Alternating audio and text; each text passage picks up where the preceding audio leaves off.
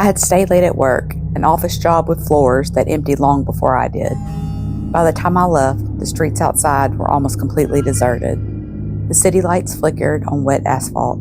A few cars passed by every 10 minutes, but mostly it was quiet, too quiet.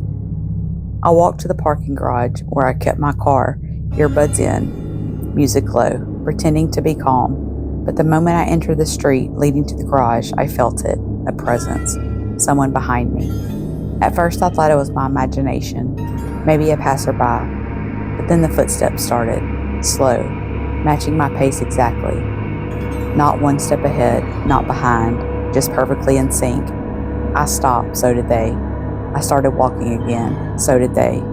I glanced over my shoulder, empty street, nothing. I broke into a jog, the footsteps accelerated too, soft, deliberate, keeping pace without making a sound beyond the light echo of soles on wet pavement. I reached the garage. The metal door was slightly open, letting in the smell of oil and concrete. I sprinted inside, heart hammering, trying to shake whoever, or whatever, was behind me. I parked at the far end as usual, alone. The garage was silent, except for the hum of fluorescent light above. I fumbled with my keys, locking the doors quickly, trying to convince myself I was imagining it. Then I heard it, a soft scrape, metal on concrete. I froze. I glanced toward the entrance. A man, mid-30s, dark jacket, hood pulled over, hands in his pockets, standing just at the edge of the light, watching, calm, patient. I tried to start the car quietly.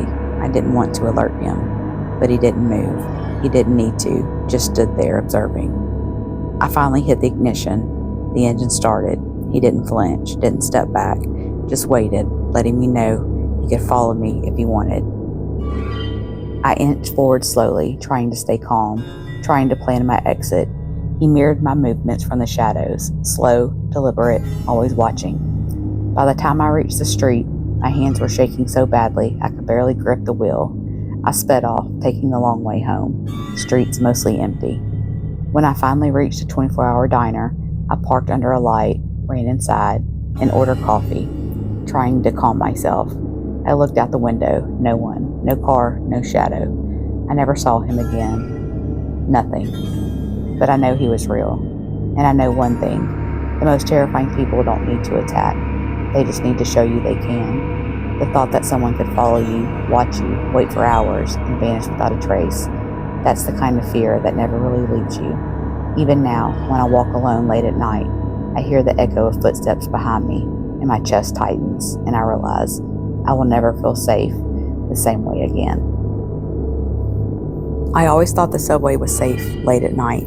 Crowds, cameras, public space. You feel invisible, but also protected. That night, I learned how wrong I was. It was around 11:45 p.m. I had stayed late at the office doing paperwork I didn't want to take home. The streets above were empty, so I took the subway. The last train would leave in 20 minutes. The station was almost deserted, just me, a janitor in the corner sweeping, and the faint hum of fluorescent lights. The escalators were moving slowly, carrying a few late-night stragglers up and down. I walked toward the platform, earbuds in, music low. I liked the quiet. It was peaceful, until I noticed him. A man standing on the opposite platform, dark coat, hood pulled over, hands in pockets. Not looking at the train, not reading, not doing anything ordinary. Just standing, watching. I felt a chill, something about the way he looked. Patient, calm, observing, not just anyone waiting for a train. I tried to convince myself I was overreacting. Maybe he was waiting for someone. Maybe he worked at the station. I kept walking. Then I heard it, footsteps, not behind me, not echoing from the platform, but closer than they should be, matching my pace. I glanced over my shoulder. Empty platform. I picked up my pace. So did the footsteps. I stepped onto the train as it arrived. The doors closed. Relief. Then I saw him, through the window, across the tracks, standing under the flickering platform light, looking at me. Not moving, not rushing, just waiting. The train started moving. My breathing finally slowed. I told myself it was over. He couldn't follow me now. But as the stops went by, I noticed something terrifying. The man wasn't gone. At every station, he appeared, waiting at the platform, calm, patient, watching. No one else seemed to notice him. He didn't interact with anyone, just observed me. By the third stop, I realized he was moving with me. No car, no way to know how he had tracked me. He wasn't running, he didn't need to, just enough to remind me he was there. I tried texting a friend, but my fingers shook so badly I kept deleting the messages. The subway car felt smaller with every passing stop. I could see the reflections in the windows and half imagined his face appearing in them. Finally, I reached my station. I bolted off the train, ran up the stairs, trying to get to the street as fast as possible. I thought I had lost him. And then I saw him across the street, standing under a dim streetlight, hands in pockets, watching, calm, waiting. I didn't stop. I didn't even slow down until I reached the small cafe that was open 24 hours. I ducked inside, bought a coffee, tried to calm my shaking hands. The man didn't follow me inside, didn't come near, just waited, somewhere outside in the dark where I couldn't see him. I never saw him again. Never received a note or a message, but I know he was real. Because the most terrifying thing wasn't that he could hurt me. It was that he could watch me, follow me, remain patient, and vanish without a trace. And that knowledge, knowing he could be anywhere, waiting, is enough to make you feel hunted forever. I hate parking garages now. I had finished a late shift at the hospital. It was 1:15 a.m. when I got to the garage. Concrete, fluorescent lights, echoing footsteps, smell of oil, and damp concrete. I parked on the top floor, far from the elevator, because I liked the view, but that night, it felt like a mistake. As I walked toward my car, I noticed movement between the pillars. A man, mid-30s, dark jacket, hands in pockets, watching. I froze. He didn't approach, didn't make a sound, just watched. I tried to convince myself it was a random guy, maybe leaving, maybe going to his car. But the pattern of his gaze was deliberate. Every time I moved, his eyes followed. I unlocked my car and slipped inside. Engine started, doors locked. Relief washed over me at first. Then I saw him, across the road, not running, not panicked, just standing under a flickering light, watching. I drove slowly toward the exit, but every turn he mirrored, always in sight, always distant enough that I couldn't confront him, but close enough that I knew he could catch me if he wanted. By the time I reached the street, he was gone. No car, no footprints, nothing. But the next night, as I parked in the same garage, I noticed something on the roof, above my usual spot. Footprints in the dust, too small to belong to anyone who worked there, too deliberate to be random. I never went back, but the worst part isn't him being there. It's knowing he can be anywhere, waiting, observing, silent, patient. And all you can do is hope you're never the one he chooses to test next. I was walking home from work late, around 11:30 p.m., through the city streets. Normally it's lively enough, even at night, but that night the streets were empty. Most shops closed, neon signs flickering, a few streetlights casting pools of light. I kept my headphones in, music low, but I couldn't shake the feeling that someone was following me. I glanced over my shoulder, nothing. I kept walking. Then I heard it, footsteps, soft, matching my pace exactly. I sped up, so did they. I turned down a side street, silence behind me. I turned back. A man was standing in the shadows just under a sleek street lamp, dark coat, hands in pockets, watching me. I froze. He didn't move, didn't approach, just observed. I ducked into a 24-hour convenience store, trying to act normal, trying to pretend I wasn't terrified. He didn't follow me inside, just stood outside, backlit by the streetlight, watching through the glass door. I waited for 5 minutes, then ran out when a customer left, trying to lose him in the maze of streets. I could still feel him, not close, not near enough to grab me, but close enough that I knew he was tracking me, matching my every turn, staying just far enough behind that I couldn't catch him in a crowd, couldn't confront him. I finally made it to the subway entrance. The lights there were harsh, the crowds empty. the echo of footsteps bouncing off the concrete. He didn't appear behind me immediately, but I could hear it. The soft, methodical rhythm following me down the steps, keeping pace, testing, waiting. I finally boarded a late train. He wasn't there, at least not visibly. But every time I looked at the reflections in the dark windows, I half expected to see him. Just a shadow in the corner, just enough to make me feel watched. I never saw him again, never received a note, never got a message, but I know he was there, and that's what terrifies me. Because the most dangerous people aren't always the ones who confront you. They're the ones who follow, who watch, who wait for the perfect moment, and you can't stop them. It started with the shadow on my stairs. I live in a 2-story townhouse. Usually it's quiet at night. That night, I got home around 11:45 p.m., carrying groceries, tired, mind half on dinner, half on the next day's work. I set my bags down and noticed it out of the corner of my eye, a dark shape at the top of the stairs. I froze. Hello? Nothing. I stepped closer. The shadow moved slightly, just enough to make my stomach twist.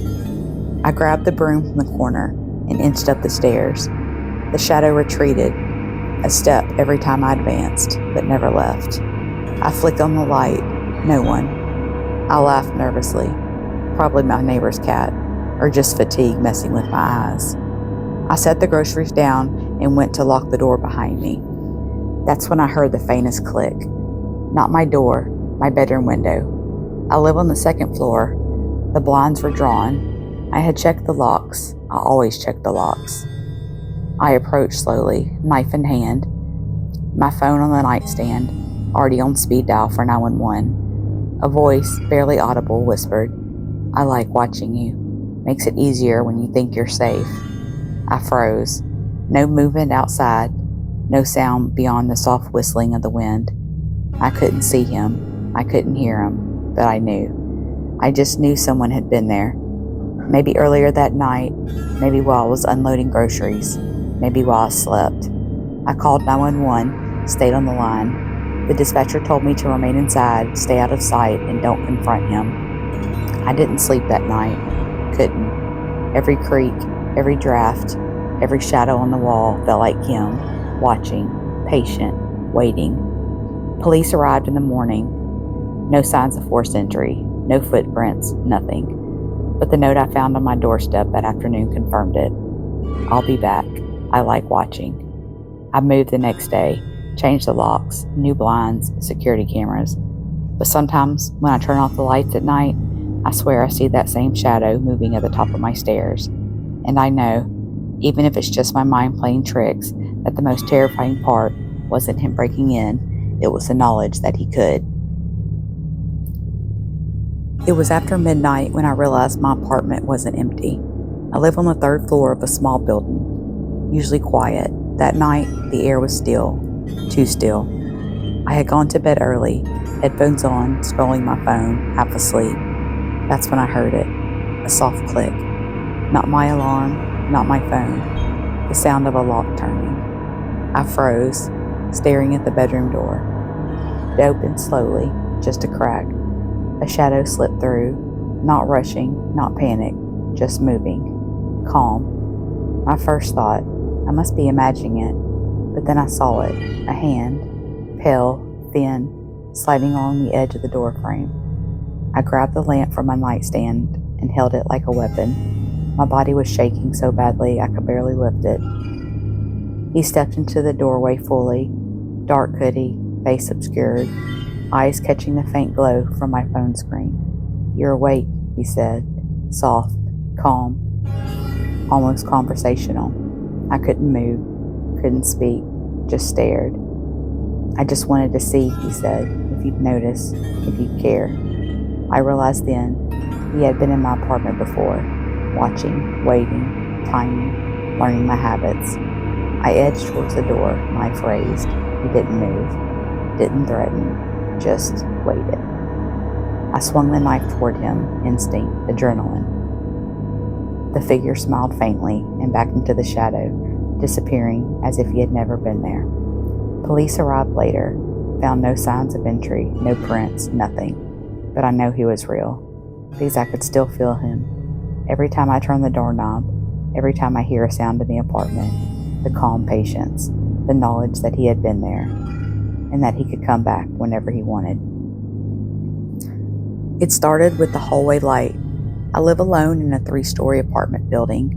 One night, around 11:45 p.m., I got up to grab water from the kitchen. The hallway outside my apartment was dark. Usually it's empty and quiet. As I passed the door, I noticed the light at the far end of the hall flick on. No one lives in that unit. At least it shouldn't have been on. I froze. Then I heard a soft shuffle, bare feet sliding along the hardwood floor. I ducked back inside my apartment and locked the door, heart hammering. I tried to convince myself it was my imagination. Then I heard a knock, single, sharp. I didn't answer. Another knock. This time, 3 quick taps. A voice whispered softly, just enough for me to hear, "You can't hide forever." I grabbed a knife from the kitchen, every muscle tense. My phone was dead, no way to call for help. I heard the footsteps moving slowly down the hall, not fast, not panic, just deliberate, testing and waiting. I backed away from the door, pressed against the wall, listening as the soft shuffle stopped outside my neighbor's apartment. Then silence. For hours, I stayed crouched there. Every creak of the building made my stomach twist. Every shadow seemed to move. The next morning, the hallway was empty. The light was off. The dead unit still looked abandoned. Police found no sign of forced entry, no prints, nothing. But I know he was there, because the feeling didn't leave. The sense that someone had watched me, measured me, and then walked away, only to come back whenever they wanted. It was around 1:30 a.m. when I realized someone was following me. I live in a quiet neighborhood, mostly families, well-lit streets. Nothing scary ever happens. I was walking home from a friend's house, earbuds in, music low. The streetlights cast long shadows, and the snow from earlier in the day had melted just enough to make the sidewalk slick. At first, I thought it was just another late-night walker, but then I noticed the rhythm of their steps, matching mine, slow and steady. Always a little behind, not too close, just enough that I could hear them if I focused. I ducked into a convenience store, thinking they passed by. I stayed near the door, peeking outside. The figure paused across the street, just standing there, watching. I waited for 5 minutes, nothing. I breathed a sigh of relief and left. The sound of footsteps returned immediately. I walked faster. So did they. I tried crossing the street. They crossed too. My panic built with every step. My phone was in my hand now, ready to call 911 if I needed. I decided to make a break from my apartment building. I sprinted the last block, fumbling with my keys as the footsteps followed me all the way to the door. I barely got inside, slammed the door, locked it, and leaned against it, shaking. For a moment, I thought it was over. Then I heard it, a soft tap. 3 taps on the glass of my window. I live on the ground floor. I didn't look. I didn't dare. Minutes passed. Silence. I called the police. They came quickly, patrolled the street. No one was there. No footprints, no car, nothing. I stayed up the rest of the night, lights on, curtains drawn, listening for the sound of footsteps, any movement outside. It wasn't violent, it wasn't loud, it wasn't aggressive. But the fact that he could follow me, watch me, and vanish without a trace, that's what made it terrifying. Because it wasn't about him getting in. It was about him showing me he could, and that's what stayed with me. It started with a noise outside my window. I live on the 2nd floor of an old apartment building. The street is narrow, mostly empty after 11 p.m., and I usually sleep with the window cracked open a little for fresh air. I woke up around 2 a.m. to a scraping sound, not like a branch or a tree, metal against metal, slow and deliberate.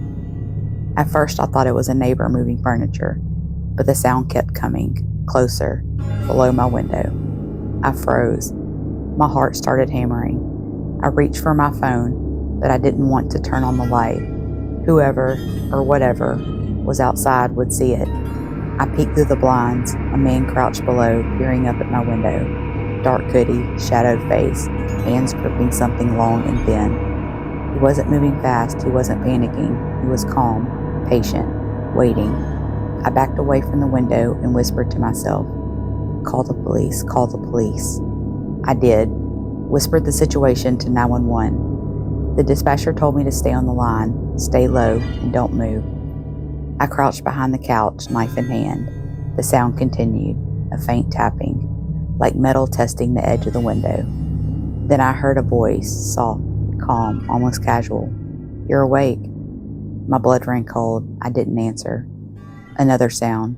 The window rattled slightly. He was trying it, testing it, not forcing it, just measuring. I stayed completely still. The minutes felt like hours. Finally, the scraping stopped. Footsteps retreated. Slow, deliberate, not running, not panic, just leaving.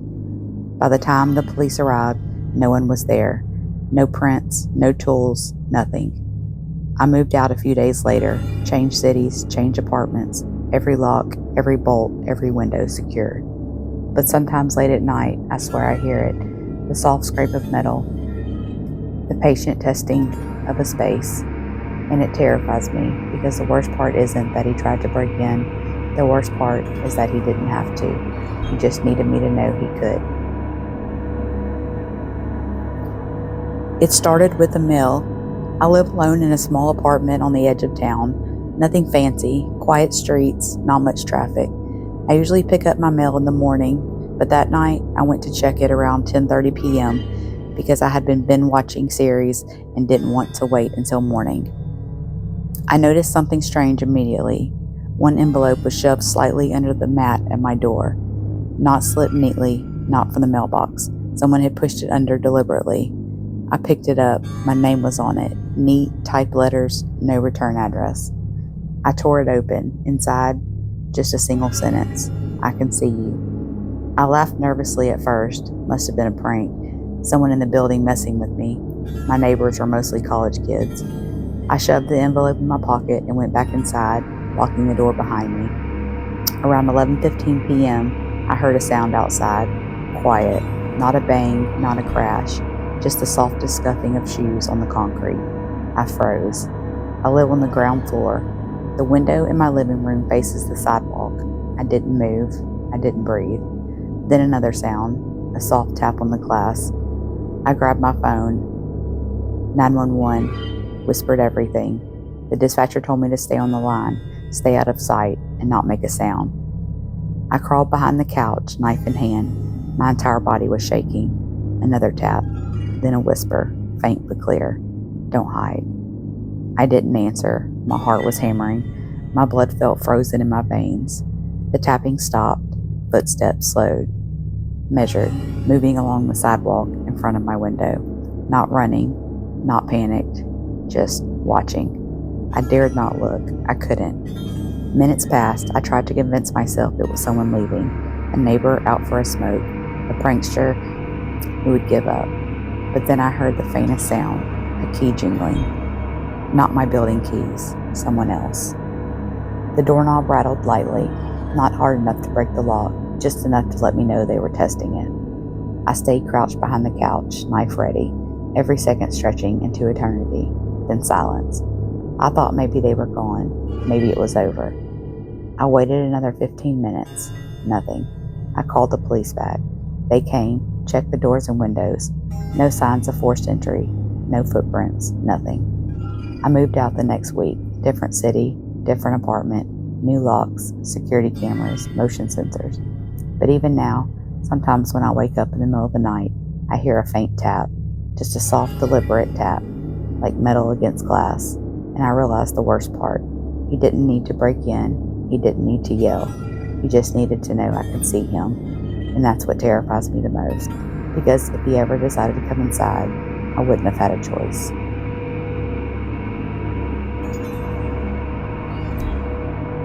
I'll never forget the night I realized someone had been in my apartment while I was asleep. It started innocently enough. I had been out late at a friend's party and got home around 2 a.m. My building is old, wooden floors, thin walls. I usually leave my door locked and the chain on, but that night I was tired. I didn't bother with the chain. I stumbled into my bedroom, collapsing onto the bed fully clothed, phone in hand. I must have dozed off immediately. I woke up to a sound, not a loud sound, not a crash, just the softest scrape, like something dragging across my hardwood floor. My heart skipped. I lay perfectly still. The sound stopped. Then it started again, soft, deliberate, slow, from the living room. I reached for my phone, but my hand shook so badly I almost dropped it. I thought about screaming, but what if it wasn't just someone borrowing something? What if it was someone waiting for me to notice? I grabbed my baseball bat from under the bed and crept toward the door. The living room was dark. I could see faint shadows moving. A figure, standing, watching. Not running, not hiding, just standing there. I froze. Then he spoke. Quiet, calm, almost casual. "You're awake." I dropped the bat. My body went ice cold. I realized he had been in my apartment. For how long? An hour? Longer? Sitting, waiting, maybe even watching me sleep. I didn't move. "Don't scream," he said. "I won't hurt you. Not if you cooperate." Everything inside me screamed to run, to fight. But the door to the hallway was a few steps away, and I had no idea if he had a weapon. I whispered, trembling, What do you want?" He tilted his head slightly. "I want to see how you react if you notice, how you move when you think you're safe." I didn't understand. "Why me?" I asked. He smiled faintly, like a predator humoring its curiosity. "Because you're predictable, and predictable people make it easy." My mind raced. I remember leaving my window slightly open. The deadbolt I forgot to engage. He could have come in at any point, and I'd never known. He walked slowly toward the window, not aggressively, not angrily, just testing the space. "You've got a nice place," he said, voice low. "Wouldn't want anyone to ruin it." I didn't hear him leave. He just vanished. The police came after I called 911, but there was no forced entry, no prints, nothing. I moved out the next week. Locks, chains, bars on every window, cameras inside and out. But sometimes when I wake up in the middle of the night, I swear I hear a soft scrape on the floor, like someone is walking carefully, testing the space. Because the worst part isn't that he entered my apartment. The worst part is that he didn't need to. He just wanted me to know he could, and that's the part that still makes my blood run cold.